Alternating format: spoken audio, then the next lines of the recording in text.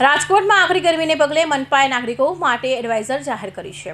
બપોરે 1 થી 4 બહાર ન નીકળવા અને કુદરતી પીણા લેવા રાજકોટ મનપા દ્વારા નાગરિકોને ખાસ અપીલ કરવામાં આવી છે।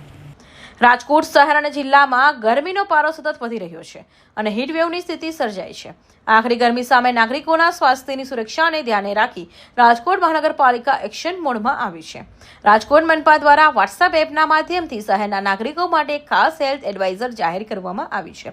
આરએમસી દ્વારા જાહેર કરવામાં આવેલી માર્ગદર્શિકા અનુસાર નાગરિકોને ખાસ કરીને બપોરે 1 થી 4 વાગ્યા સુધી બિનજરૂરી રીતે ઘરની બહાર ન નીકળવા અપીલ કરવામાં આવી છે।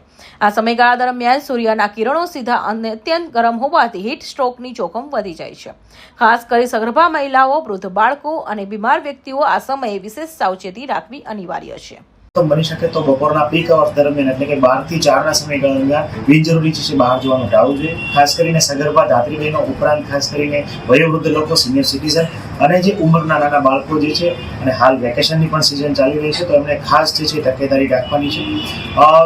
જરૂરી કામ અર્થે જો બહાર જવાનું થાય તો બની શકે તો તમારા શરીરની અંદર હાઇડ્રેશન ઉપરાંત જે છે ઇલેક્ટ્રોલાઇટ એટલે કે ખાસ કરીને સાંદ્રતા ધરાવતા દ્રવ્યો જે છે એમાં પણ લીંબુ પાણી, સાદું પાણી ઉપરાંત લેમન, ખાસ કરીને જોવા જઈએ તો કુદરતી રીતે બનેલા જ્યુસનું સેવન કર્યા પછી બહાર જવું જોઈએ। ઉપરાંત દરેક વ્યક્તિએ પોતાના શરીરની અંદર પાણીની માત્રા જાળવવા માટે દર કલાકે ઓછામાં ઓછું 200 ml એટલે કે 1 થી 1.5 ગ્લાસ જેટલું પાણી જે છે પીવાનો આગ્રહ રાખવો જોઈએ।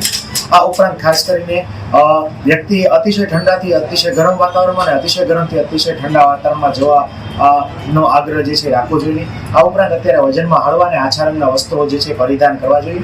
બની શકે તો કોટનના સુતરાઉ કાપડના બનેલા સફેદ રંગના વસ્ત્રો પરિધાન કરવા જોઈએ। બહાર જવાનું થાય તો ખાસ કરીને ટોપી, રૂમાલ વગેરે જે છે ઉપરાંત ઘણી વખત છત્રીનો પ્રયોગ પણ જે છે। રાજકોટ મહાનગરપાલિકા દ્વારા એડવાઇઝર દરેક નાગરિક સુધી પહોંચે તે માટે સોશિયલ મીડિયા અને વોટ્સએપ ગ્રુપનો સહારો લેવામાં આવ્યો છે।